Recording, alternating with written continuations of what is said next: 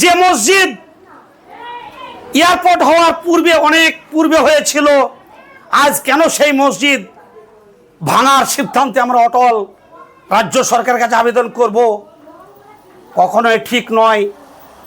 আমি মানবাধিকার কমিটির কর্মী হিসাবে, হিউম্যান রাইটসের কর্মী হিসাবে, আনন্দ বাংলা ফাউন্ডেশনের সর্বভারতীয় ভাইস প্রেসিডেন্ট হিসাবে ও মুর্শিদাবাদ জেলার প্রেসিডেন্ট হিসাবে আমি জানাতে চাই, আইন আইনের পথে চলবে, উন্নয়নের পথে চলবে।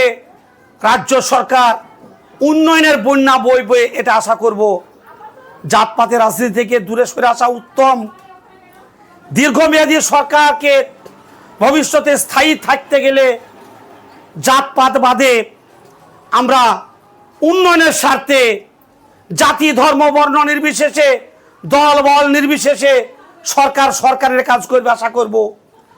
শিক্ষার দিকে উন্নয়ন দেবে, স্বাস্থ্যের দিকে উন্নয়ন দেবে, সর্বদিক থেকে উন্নয়নের আশা করব। শিল্প কলকারখানা থেকে শুরু করে যাবতীয় উন্নয়নের চিন্তা ভাবনা করুক সরকার, এটা আশা করব। জাতপাতের রাজনীতি থেকে দূরে আসা উচিত বলে মনে করি। আগামী দিনে যদি ভবিষ্যতে কোনো দিন অন্য সম্প্রদায় সরকার গঠন করে, তারা যদি মন্দির ভাঙার আলোচনা শুরু করে, তাদেরকেও যেন প্রতিবাদ করব। মসজিদ ভাঙা সম্পর্কেও বলবো, উন্নয়ন পূর্বেও হচ্ছিল, আগামী দিনেও হবে। মসজিদটা থাকলেই ভালো হয়।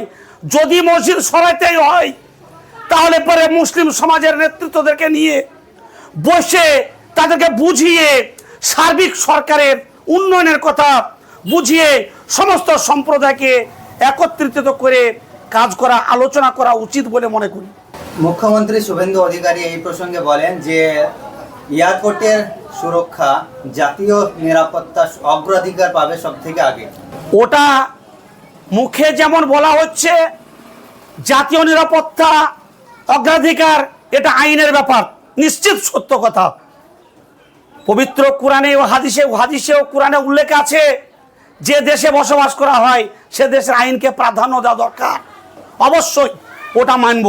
কিন্তু এতদিন কি নিরাপত্তার অভাব ছিল? ওই মসজিদ দীর্ঘদিন পূর্বে থেকে আছে, এয়ারপোর্ট হওয়ার আগে থেকে আছে।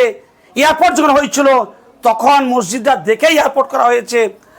যে রাস্তা, যে রোড নতুন করে হয়েছে, এমন সিদ্ধান্ত নেওয়া হোক মসজিদকে টিকিয়ে কোন পদ্ধতিতে জাতীয় নিরাপত্তা রক্ষা করা যায়। অবশ্যই জাতীয় নিরাপত্তা রক্ষার দিকে আমাদের একমত, কিন্তু মসজিদটা থাকানো হবে এটাও একমত। মসজিদটা থাকুক, আবার জাতীয় নিরাপত্তা সক্রিয় হোক।